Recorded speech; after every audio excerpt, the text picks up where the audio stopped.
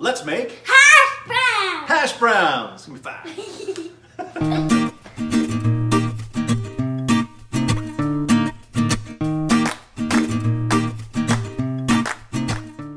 Hey everyone, Slade here. Very excited to make hash browns today with beautiful russet potatoes. We're also going to be using salt and pepper, and we're going to cook them in oil or butter. I love to use clarified butter, which is the oil of the butter, so there you have it. Now, other popular spices that are used for hash browns are things like paprika and cayenne pepper, as well as added vegetables like onions and peppers, and even hot peppers like this jalapeno and this serrano pepper. Now, my friend Scott McKenna also recommends garlic and dill and olive oil, as well as fresh squeezed lime juice. You see, there really is no wrong answer. Now, we're going to use medium-high heat to preheat our pan right before we prep our potato.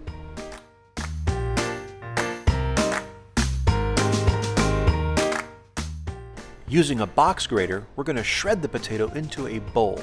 Now, the key here is to not allow the box grater to give you a manicure.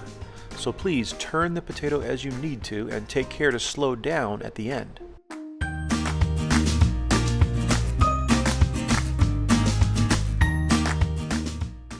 Next, we rinse the potatoes in cold water to remove all the starch that we can, which makes for a crispier hash brown. The goal here is to get the water to appear pretty clear, and it usually takes me 3 rinses to do that, as it does here.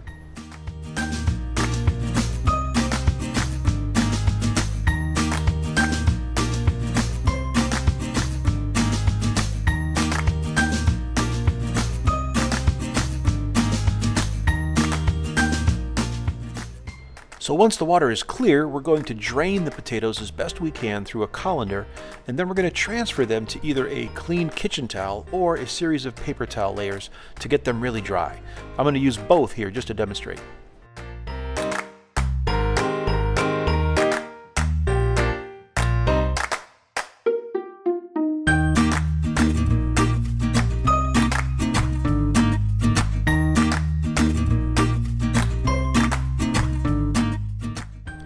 As long as I have you watching my flawless paper towel potato drying technique, let me tell you about some other variations that I've learned. My friend Cassie Gibbs uses sweet potatoes with onions and peppers cooked in bacon drippings.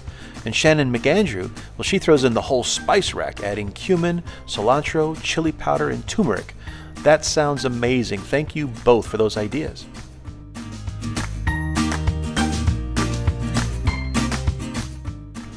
After reducing the heat just below medium, we're going to melt the clarified butter. Now, you can actually make clarified butter, by the way. Just melt the butter in the microwave and just skim the oily part that rises to the top into the pan. Another key is to use plenty of it. I used a good 1.5 tablespoons here in a medium skillet.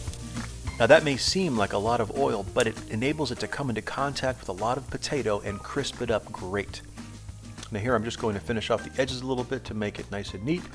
And you got to have patience when you're cooking, because in addition to adding the salt and pepper as I'm doing here, you're going to cook this on the first side for 15 full minutes without touching it. And then you're going to flip it over and cook it for another 10. So it is an investment in time.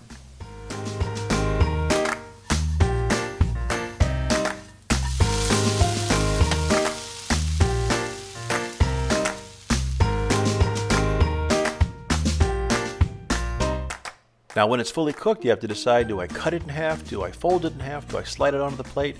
I like to give it a little fold.